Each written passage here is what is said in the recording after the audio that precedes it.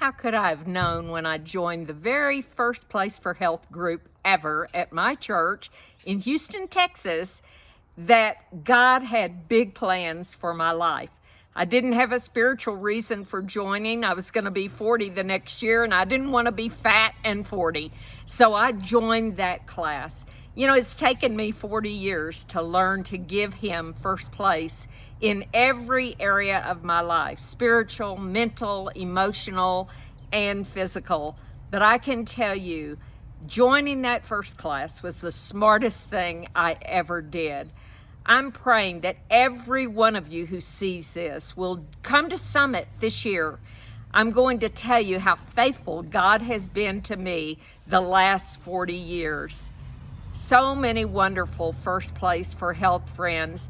I wouldn't have believed 40 years ago that I would be in Colorado now with two of my forever First Place for Health friends, and that I would be able to hike every single day for 2 weeks in almost 11,000 foot elevation. And I live at 0 elevation. So God is good, and He will be good to you too.